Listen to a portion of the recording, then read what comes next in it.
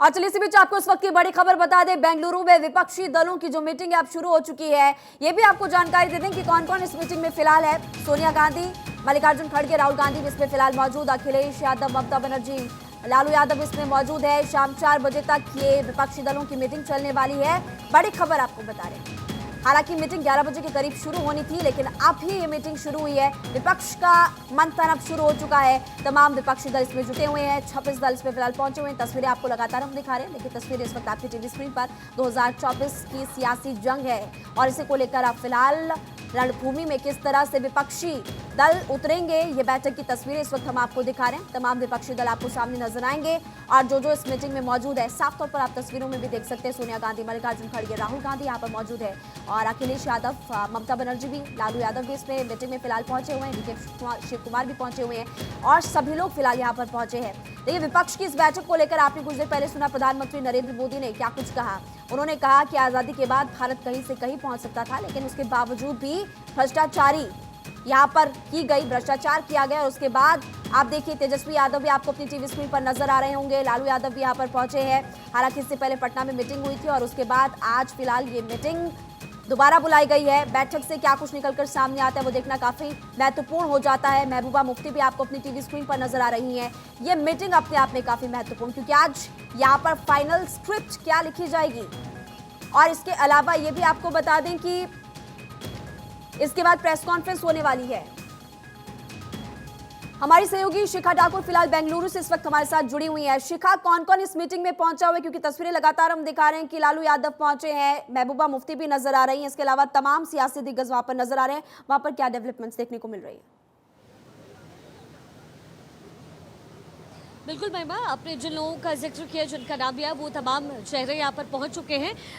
हालांकि शरद पवार को लेकर के थोड़ी संशय की स्थिति है, हालांकि अभी उनको पहुंचना है। साथ में सुप्रिया सुले भी मौजूद रहेंगी, लेकिन मीटिंग की शुरुआत यहाँ पर महिमा हो चुकी है। और देखिए सबसे बड़ी बात यह है कि आज की मीटिंग से जो बातें बाहर निकल करके आएगी वो ये कि सबसे पहले कि पार्टी का फॉर्मेशन तो हो रहा है, उसका नाम क्या होगा, उसके अलावा कौन सी वो रणनीति होगी जिस पर ये विपक्षी पार्टी एकजुट होकर के काम करेगी, क्या वो तमाम मुद्दे होंगे जिसको लेकर के लोगों के बीच में ये सरकार जाएगी, विपक्ष पार्टियां जाएगी। और इससे भी इंपॉर्टेंट ये है कि सीट का बंटवारा, यानी वो जो काउंटिंग ऑफ सीट्स होंगी वो कैसे होगी, क्योंकि देखिए यहाँ नंबर गेम में सबसे इंपॉर्टेंट है कि किसके पास कितने सांसद हैं अभी, यानी पिछले चुनाव में। ऐसे में 2024 में जीत किसके खेमे होगी ये समझना, ये आकलन करना बहुत ज़रूरी होगा। तो इस मीटिंग से ये तमाम चीज़ें आज निकल करके सामने आएंगी। ये जो निष्कर्ष है उसका निकलने की उम्मीद है, क्योंकि पिछली बार भी जब पटना में मीटिंग हुई थी महिमा, तो इन तमाम मुद्दों पर डिस्कशन तो होना था, लेकिन ना पार्टी का नाम तय हो पाया, ना संयोजक तय हो पाए। और सबसे इम्पॉर्टेंट यहाँ ये भी है कि क्या अंदर खाने, चूँकि अगर 26 दल मिल रहे हैं तो ऐसा तो है नहीं कि सबकी सबसे बनती हो। ममता बनर्जी को कई दफ़े इश्यूज रहे हैं, सोनिया गांधी से उनके बहुत अच्छे संबंध है, लेकिन राहुल को लेकर के कहीं ना कहीं उनके अंदर संशय की स्थिति रही है। ऐसे में वो तमाम मुद्दे क्या एकजुट हो पाएंगे, क्या ये सारे विपक्षी दल के जो नेता हैं एक दूसरे के साथ होंगे? जैसे कि आपने देखा आम आदमी पार्टी के नेता केजरीवाल, उन्होंने कहा कि जब तक कांग्रेस मेरा समर्थन नहीं करेगी अध्यादेश पे मैं शामिल नहीं होऊंगा। ऐसे ही बहुत सारे दलों के अलग अलग मुद्दे थे जिन्होंने शर्त रखी।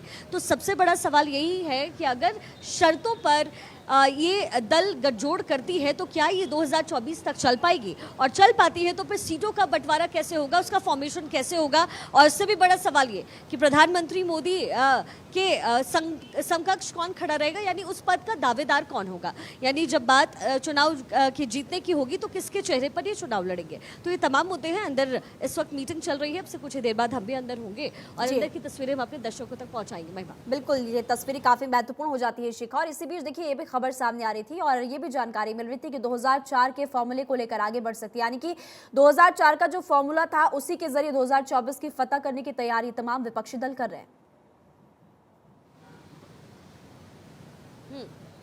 देखिए 2004 हो या फिर 2013 का चुनाव हो, सबसे इम्पोर्टेंट यहाँ पर ये है कि विपक्षी दल मिल तो रहे। देखिए इसे लोग काफ़ी मिस इंटरप्रेट भी कर रहे हैं, इसे जयप्रकाश नारायण के आंदोलन से जोड़ा जा रहा है। उस समय में और अभी का फ़र्क समझना बहुत ज़रूरी है। इंदिरा गांधी उस समय थी जब जयप्रकाश नारायण ने लोगों को जोड़ना शुरू किया।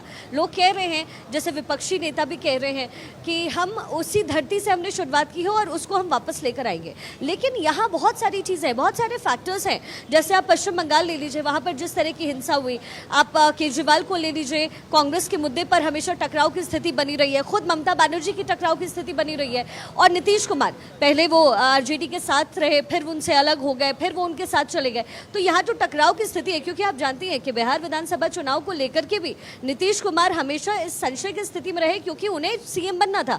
आज भी यहाँ पीछे मैं आपको तस्वीर दिखाना चाहूंगी, यहाँ आगे ही की तरफ महिमा, आज सुबह सुबह ही एक पोस्टर लगाए गए थे जिसपे कहा गया था, नीतीश कुमार को लेकर के कुछ कमेंट्स किए गए थे, जिसके बाद सवाल उठने शुरू हो गए कि यहाँ पे वो पोस्टर्स किसने लगाए। उस पर यही लिखा हुआ था कि नीतीश कुमार अपनी कुर्सी को लेकर के, चूंकि उनकी स्थिति चरमरा रही है कहीं ना कहीं, इसीलिए वो फॉर्मेशन करने की कोशिश कर रहे हैं, 2024 को साधने की कोशिश कर रहे हैं। तो अब देखिए, बड़ा सवाल ये है कि क्या नीतीश कुमार की मंशा क्या है, क्या वाकई वो प्रधानमंत्री मोदी के खिलाफ लड़ना चाह रहे हैं, या फिर चूंकि उन्हें पता है कि बिहार में उनकी जगह जो है, यानी सीएम की जो कुर्सी है उनकी, वो चली जाएगी, और इसीलिए वो 2024 को साध रहे हैं।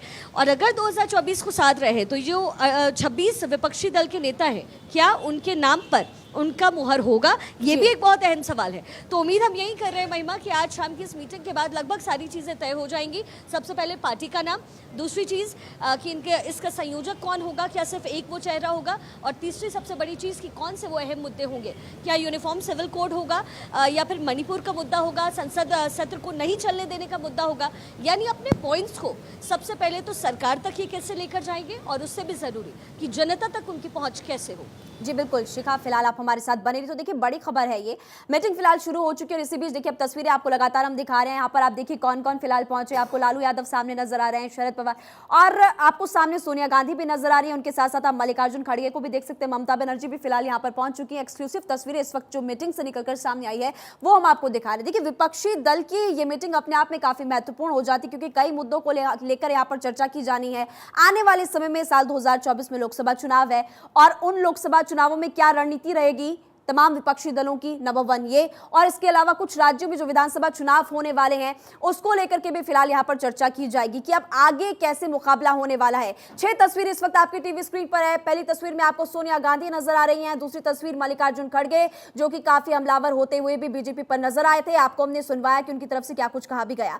लालू यादव भी आपको टीवी स्क्रीन पर नजर आ रहे हैं, और देखिए नीतीश कुमार भी, शरद पवार, अरविंद केजरीवाल, तमाम लोग इस वक्त फिलहाल वहां पर पहुंच चुके हैं, और विपक्ष का महाजुटान और ये मीटिंग फिलहाल शुरू हो चुकी है। इस वक्त आपको बता दें कि आलोक वत्स नेता बीजेपी हमारे साथ जुड़े हुए हैं, रत्नाकर सिंह नेता कांग्रेस हमारे साथ जुड़े हुए हैं, गौरव हमारे साथ फिलहाल प्रवक्ता समाजवादी पार्टी से जुड़े हुए हैं, डॉक्टर सुनील कौशिक वरिष्ठ पत्रकार के तौर पर फिलहाल हमारे साथ जुड़े हुए हैं। रत्नाकर जी, मैं सबसे पहले आपके पास आना चाहूंगी। आपने प्रधानमंत्री नरेंद्र मोदी को सुना, उनकी तरफ से कहा जा रहा है कि जब से भारत आजाद हुआ तब से लेकर अब तक बहुत कुछ किया जा सकता था, लेकिन आप लोग सत्ता में रहे तब कुछ नहीं हो पाया, और पिछले 9 सालों में पूरे भारत का काफी विकास हुआ है। दोबारा जीत कर आएंगे और देश का विकास करेंगे।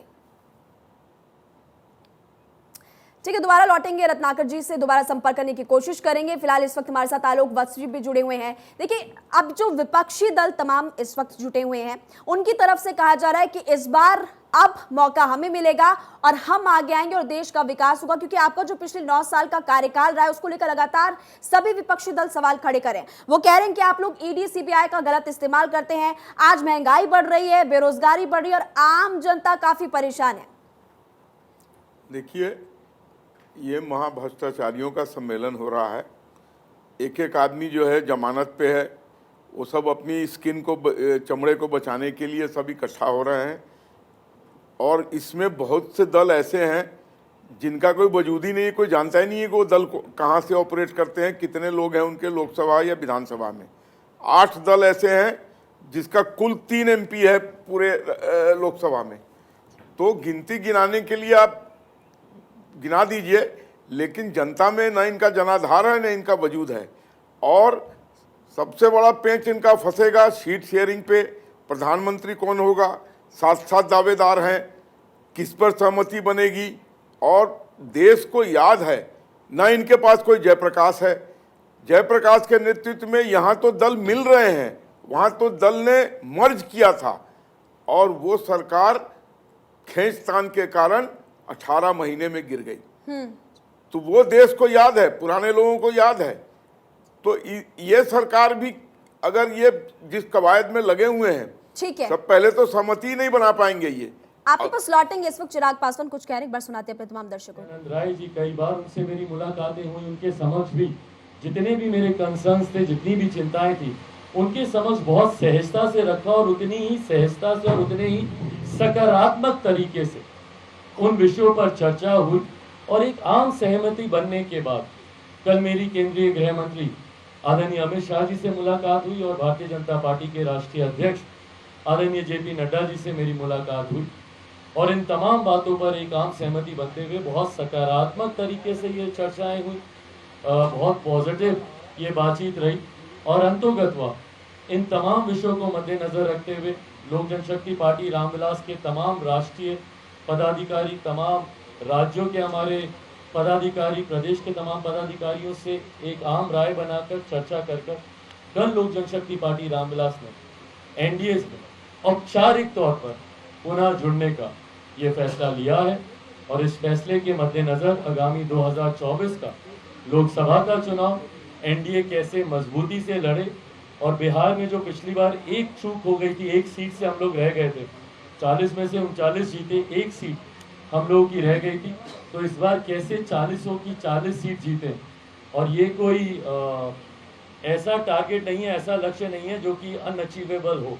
पूरी तरीके से आज की तारीख में जो भी बिहारी है या जो भी बिहार की जनता के रुख को अब समझता है तो वो इस बात से सहमत होगा कि मुख्यमंत्री नीतीश कुमार जी जिस गठबंधन में रहेंगे वो उस गठबंधन को नुकसान ही देंगे। उनके प्रति जो आक्रोश है 2020 में भी हम लोगों ने देखा, इसीलिए उनकी पार्टी तीसरे नंबर की पार्टी बनी, आधे से ज्यादा प्रत्याशी उनके चुनाव हारे, तो जनता का आक्रोश है उनके प्रति और विश्वसनीयता पे एक बहुत बड़ा प्रश्न चिन्ह मौजूदा सरकार के ऊपर है। जिन्होंने नो एंट्री कहा उन्होंने ही उनकी एंट्री दिक्कत दिलाई, जिन्होंने कस्में खाई कि हम इनके साथ नहीं जाएंगे उनके साथ दोनों वापस आए, तो व्यक्तिगत महत्वाकांक्षाओं के लिए बना हुआ बिहार में ये तो चिराग पासवान को आप सुन रहे थे, कह रहे थे कि हम सार्थक चर्चा यहाँ पर हुई है बीजेपी राष्ट्रीय अध्यक्ष जेपी नड्डा से, केंद्रीय गृह मंत्री अमित शाह से भी, और हम साथ फिलहाल भारतीय जनता पार्टी का देंगे, यानी कि एनडीए का के सहयोग से अब आने वाले समय में और मजबूत होने वाले और जीत 2024 के चुनाव में भारतीय जनता पार्टी यानी कि एनडीए की होने वाली है।